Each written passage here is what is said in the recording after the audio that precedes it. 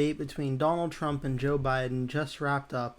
So I'm going to do a quick video just going over my thoughts of the presidential debate, going over what I think happened, what I think the narrative coming out of this debate is, and how things I think are going to shake out over the next few days or so. So the first thing I want to say is there's no other way to say this. Joe Biden had a very terrible night. Out from the very beginning, where Biden walked out onto the stage, the very few minutes of the first part of the debate, Biden looked frail, he looked confused, he looked completely out of it. He just did not look ready to debate one bit. And I'll give Biden a little bit of the benefit of the doubt, but not that it's warranted, because his performance tonight was absolutely terrible. There were instances in the past of the incumbent president usually doing bad in the first debate because they don't prepare as much. They're the president of the United States. What do they have to prepare for? They've been doing the job. I remember this being talked about in 2012 when Mitt Romney was able to beat Barack Obama in the first debate. And so that's just something I wanted to point out because there is historical precedent for that. But not when it comes to Joe Biden's performance tonight. This was nothing like a past presidential performance. Biden did not look mentally aware that a debate was even going on. He just did not look like he was up for it. Numerous times during the debate, Biden had trouble speaking. He stumbled on his words. He stumbled putting sentences together. He would have long, awkward pauses where he'd be trying to say something. He would just stop. He would look. He would freeze, he would look up, he would look down, he would close his eyes. It was just all around a big mess for President Biden, and there's no way to dance around that. He did not look good. There was also more than a few times where Biden would bring up subjects or facts or stories not at all related to the thing he was talking about, or he would get the facts of those stories completely wrong and have nothing to do with the subject he was talking about. I wouldn't say that's the biggest end of the world if he didn't have already such a hard time with speaking and kind of keeping his facts and figures straight. But all of these things together just did not look good. And just frankly, just to think if someone doesn't pay attention to politics and this is the first time they've watched Joe Biden really speak for a long time. You know, like people, they get home from work, they finally have some free time, and they finally have time to pay attention and watch this. Biden was hard to understand, and it was uncomfortable at times. It was uncomfortable to watch him stumble and make mistakes and not be able to stick with it. It was uncomfortable and difficult to understand. I can't think of a better way to think of it. Biden just did not look good. This is the worst. I was thinking in his past debates and performances, both with Trump in 2020 and his Democratic rivals, this is the worst I've ever seen President Biden do in a debate or in any public setting. I mean, Biden, when he gives a speech, there's always a gaffe or two on the news. And, like, whether it's a big part of his speech or not, there's always a few gaffes. This one was pretty much a walking gaffe the whole time. This is the worst I've ever seen President Biden. And he didn't really look like the President of the United States. This is if you looked at Joe Biden from 2016... I'm not going to lie, I could be like, yeah, I could see him being the president of the United States. The way he talks, the coolness of his persona he kind of carries around. This Biden is like a shell of himself from 2016, and even worse than he was in 2020, which there are already concerns about Biden in 2020, what kind of mental space he was in then. This did not look like a good performance at him at all. Going into number 2, Biden scared a lot of Democrats tonight. A lot. So much so that I was watching a few panels after the debate on CNN and NBC, and numerous panelists and anchors were agreed that Biden had a terrible night, were outright saying it, and said there were a lot of Democratic insiders and politicians, governors, senators, people in the Democratic Party that were terrified and panicking over Biden's performance and questioning whether or not he had the stamina to do this for another 4 years. And there are even some, I know this one I can mention specifically, Van Jones on CNN mentioned that as much as he likes Joe Biden, it's a worthy conversation of seeing if they can get another Democratic candidate instead of Biden. That's how bad of a performance Biden had tonight. He's terrifying people who worked in Obama-Biden White House, who spent more time around President Biden and President Obama, Biden's performance is scaring off people who worked in him in President Obama's White House. It doesn't matter how you write it, how you frame it, how you shake it. That is not good. And you know what? I think Biden had a very low bar for this debate, but the main question that needed to be asked, could Biden have the stamina to stick with President Trump, potentially win, and be president for another 4 years? That answer was a big, fat no. He couldn't stick with President Trump, and he could not stick with having the physical or mental appearance of being a good president or even being a president for the next 4 years. It did not appear to be that way. Maybe now, if the second debate that's scheduled between Trump and Biden does happen, I believe that's in the fall. I want to say it's either in October or August or September. I think it's in August, but I could be wrong about that. If maybe Biden has a bounce back performance, maybe some of these fears go away. But at least tonight, Biden did not look like he's someone that could be president for another 4 years. Maybe even for another 4 months. It did not look good. And there is so much widespread agreement across news media outlets that just how bad of a night that Joe Biden had, and that he does not seem like the type of person who's even capable of putting a sentence together, let alone defeating Donald Trump. I've never seen in the last 8 years the news media so agreed on something as they have on Biden had an awful performance tonight. Now going to number 3, this is where I did notice some disagreement in the media. Trump 100% won the debate. There were some comments made about on the mainstream media panel trying to, I think, lessen the blow of Biden a little bit by saying that Trump did not have a good night either and that he was lying or making things up, or specifically pertaining to the 2020 election or a lot of claims he made about immigration stuff. I don't buy that for 1 second. I think that's a little bit of their Democratic personal views and bias showing through a little bit. Trump 100% won this debate. Of the two of them, Trump did what he had to do and honestly seemed the more alert, aware, and presidential of the two candidates. Something that if you told that Trump seemed more presidential, more calm, more stable, if you said that back in 2016 or even 2020, you either would have been laughed at or gotten a lot of strange looks. But this Trump tonight, of course, he had his moments where he started name-calling Biden, called him the worst president ever. He had the statement where he said, along the lines of Biden doesn't know what he doesn't know what he's talking about. I'm not even sure if Biden knows he's here, if he knows what he's talking about. Those are, of course, classic Trump lines and classic Trump insults. But Trump was overall more alert, more calm and collected, and actually, I kind of think lashed out more than Biden, which is surprising because, I mean, of course, Trump's clips are going to get more attention than Biden's, but there was a lot of instances of Biden getting mad and going after Trump and name-calling him. And, of course, I'm not saying that's a problem. I think that in the course of the debate's probably going to get heated, especially between these two candidates. They faced off last time. It's definitely going to be heated, but Biden actually at times seemed more nasty in his insults. Trump, using his personality, kind of used it in a more, insulting but also humorous way to it.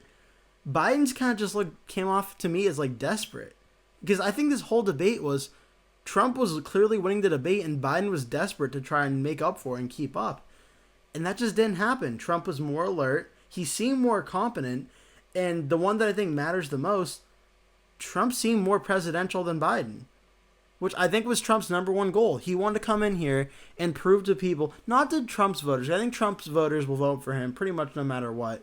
He wanted to prove to a lot of voters in the middle and people who aren't sure if they like Biden or like Trump, who do they vote for, they're really not sure. I think he wanted to show people that you may not like me, but at very least I'm a lot more fit to do the job than the other guy is. And I think Trump seemed a little more presidential in that way. Even after the whole golf situation at the end of the debate, Trump said, let's not argue like children. Now, it could just be, Trump being funny or making a joke, but the fact that he even said that, I don't think that's something Trump would have done in 2016 or 2020. So I think Trump is actually showing he's more serious this time. And Trump had a moment during the debate where he mentioned the fact that he wished Biden was doing a good job as president.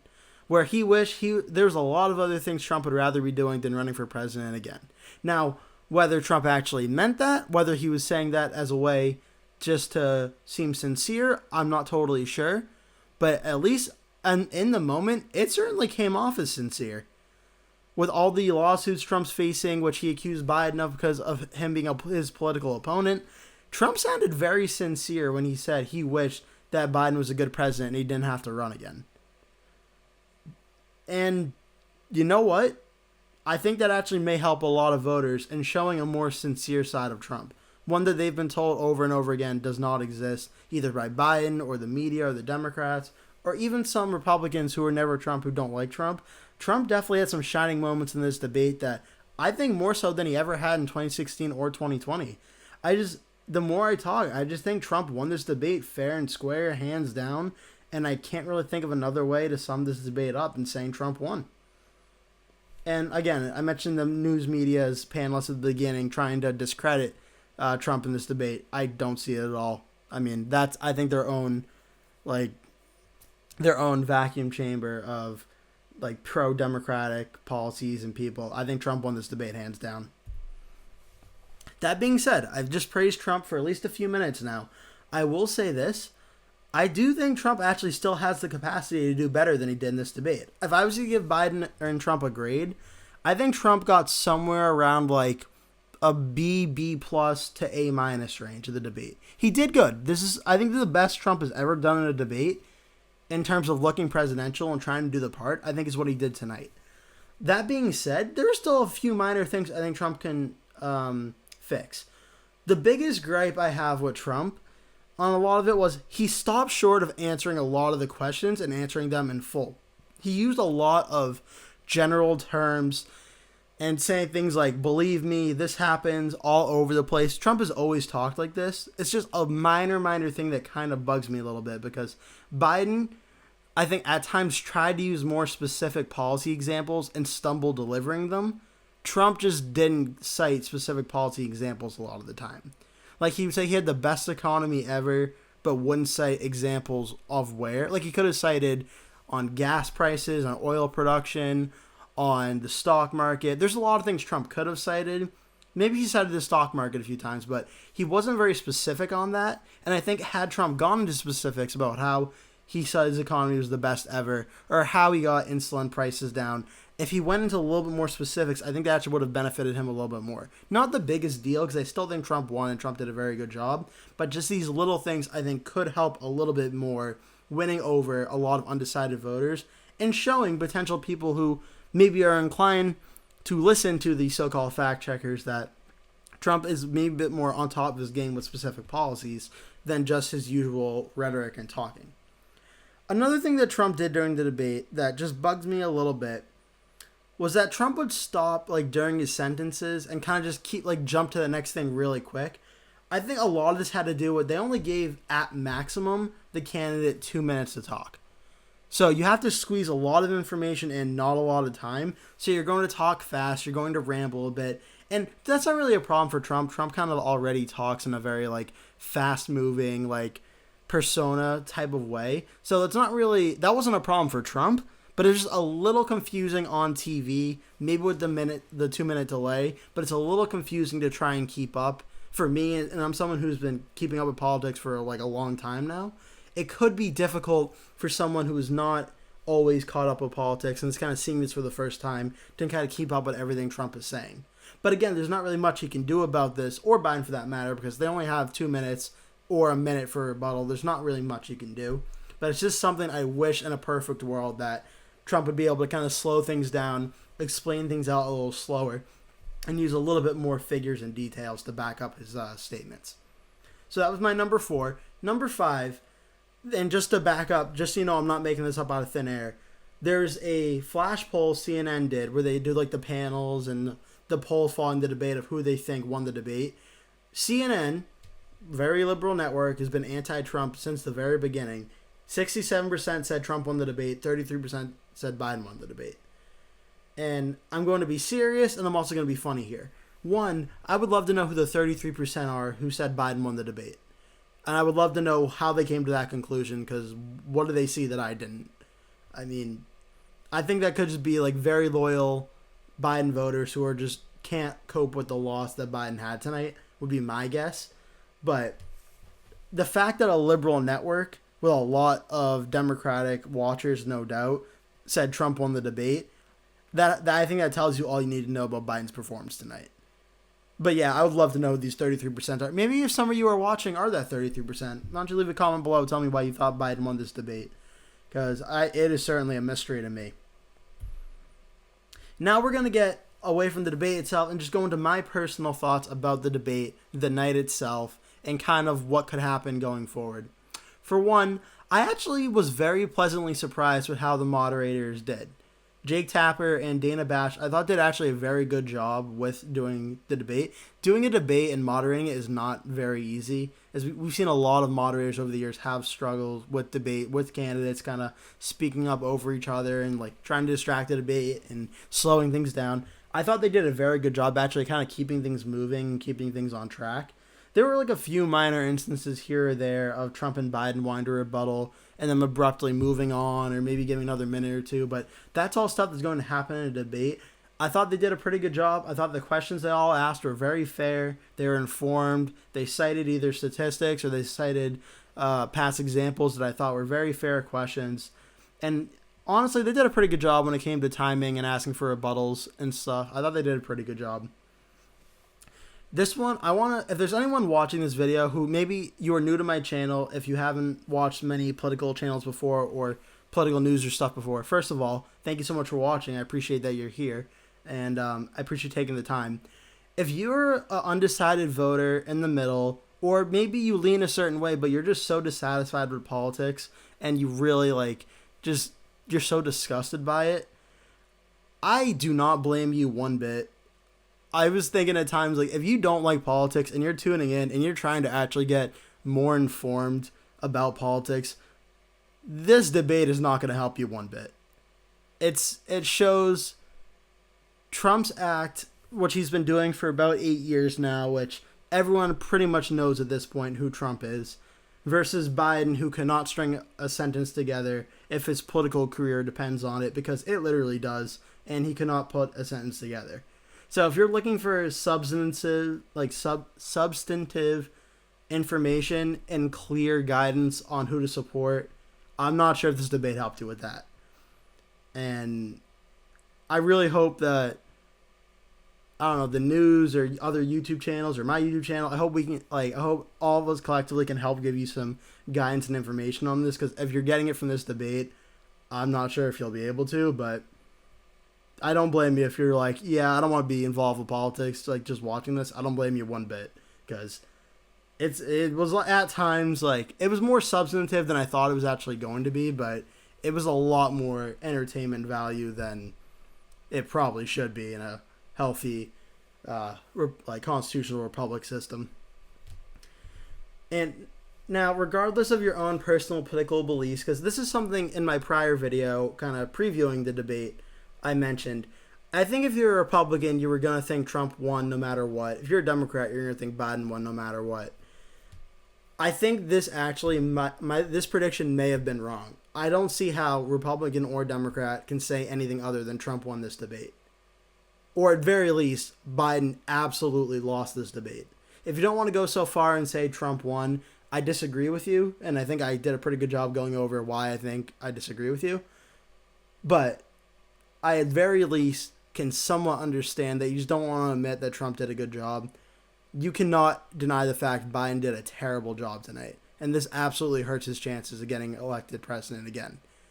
Now, maybe over time this kind of fades from people's memories. It's certainly possible, but if the reports are correct, where half the country was going to watch this, and usually a little over half the country ends up voting. Anyway, 2020 had a very high voter turnout. I don't know if it's going to be that high again. I would expect it to be more like 2016, where it was about like in between 54-55% of the vote. If it's in that range, I mean, that definitely hurts Biden. His performance is not going to help out. And Biden's stumbling, everything I kind of went over, his slip-ups, his confused moments, where he just started staring and looked like a deer in headlights. He didn't know what to say. He kind of lost his train of thought. And luckily for him, I think it was Dana Bash cut in and just like, we're going to move on. It was it was honestly sad to kind of see Biden doing that and going through that. And to me, that points as a guy who's confused and someone who's just maybe not physically and mentally up to the job. And if Biden's not, it's the hardest job in the world. I mean, everyone calls the presidency the hardest job in the world. So if he's not up for it, I don't blame him. But I fail to see, if he's in this condition all the time, how's he going to be able to defeat Trump in November? I mean, they asked the age question where Biden's 81 now, Trump is 78. Yeah, I believe he's 78. It's only 3 years of difference, but it is night and day when it comes to stamina, persona, mental sharpness, acuity.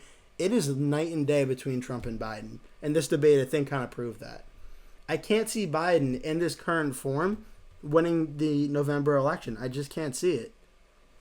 I mean, if I'm wrong about this, I'll gladly admit the day after Election Day I was wrong, but I can't imagine Biden winning this election if this is the state he's in. This is not someone that's a strong president or in a strong position for re-election.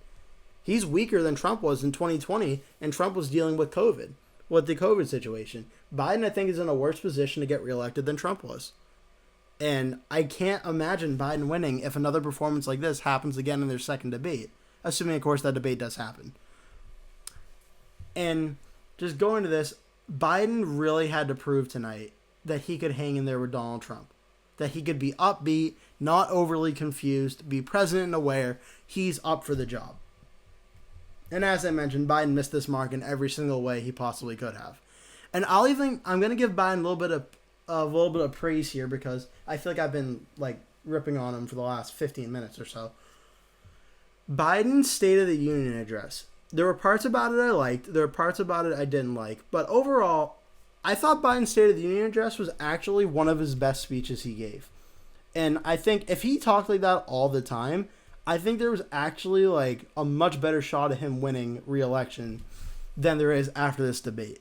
I think Trump would still be favored in my opinion, but if that Biden was there all the time, I think he would have a much better shot at winning.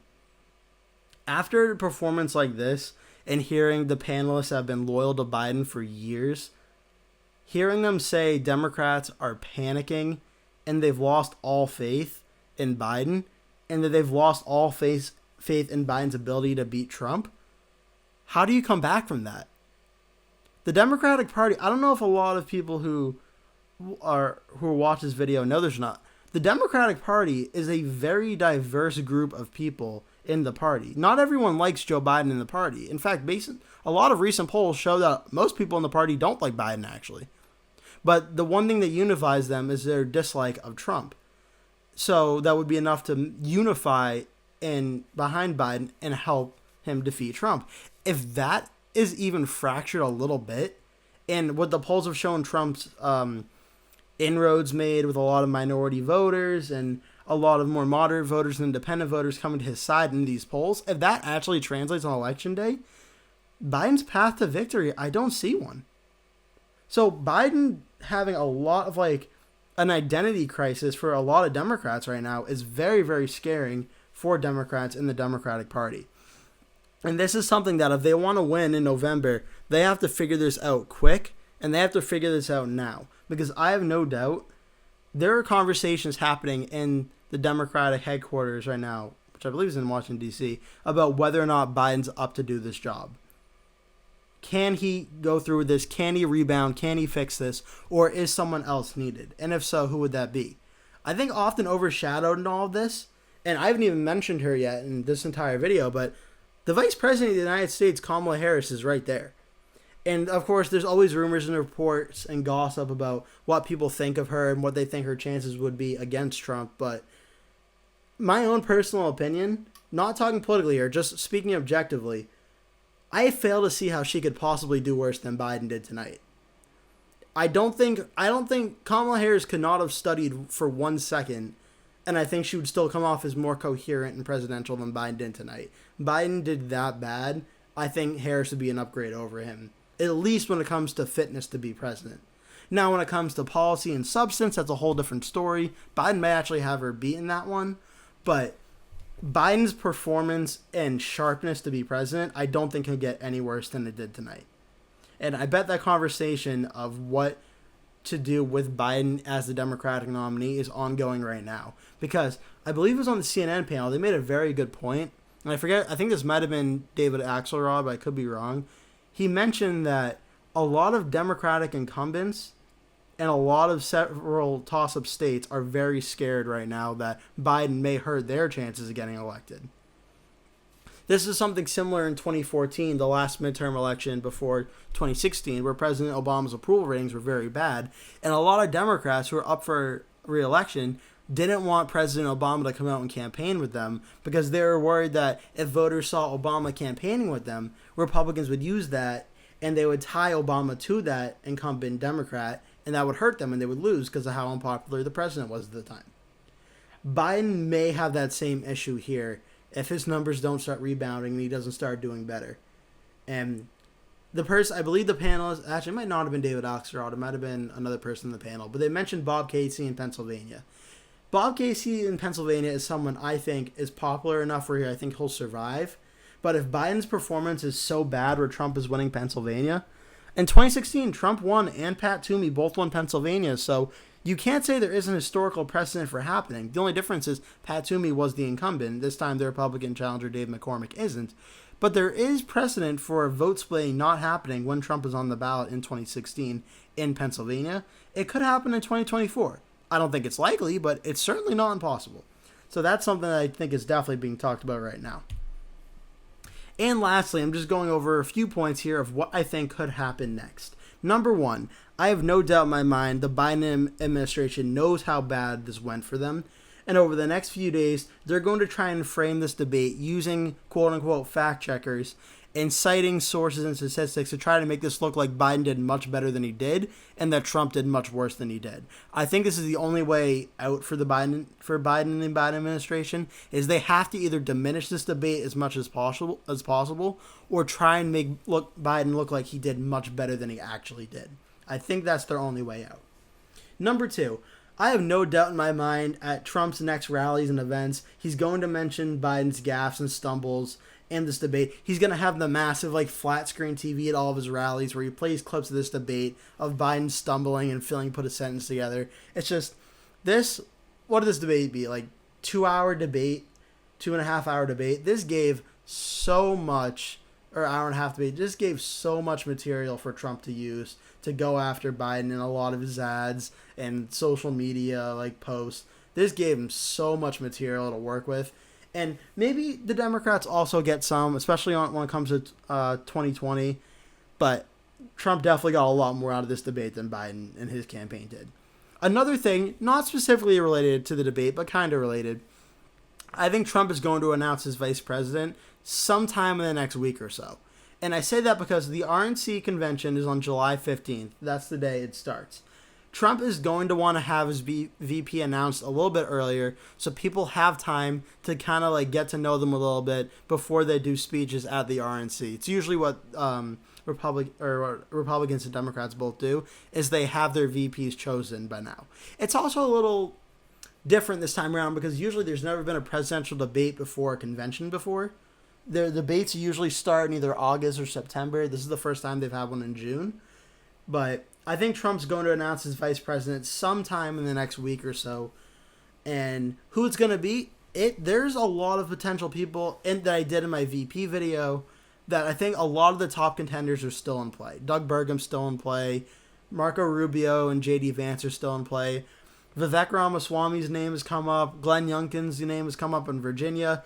I'm not sure how realistic that one is, but Glenn Youngkin is doing an event with Trump tomorrow in Virginia. Trump is trying to make Virginia a swing state in one of the videos I did a few days ago as well. So Youngkin's name could be a potential wild card pick that I wouldn't be shocked if he picked him, but I would be a little bit surprised. But it would be that's actually a really good pick kind of surprise, not like a what is he doing surprise. So Trump's VP in the next week or so I think will come up. I also think Biden, a lot of his Democratic friends and surrogates are going to do a lot of media appearances and in-person events to try to downplay how bad Biden did. This is going to be people like Gavin Newsom, Vice President Harris, maybe even President Obama. I could see a lot of people going out Biden doing events and fundraisers to try and make this look like this isn't as big as a disaster as I think most Americans think this night definitely was.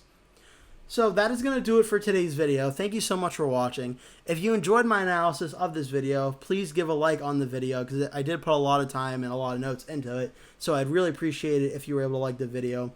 And if you like this and want to watch more of my videos, if you can click the subscribe button down below as well and tap the little bell icon and set the notifications on where you'll always get notified when I post a new video.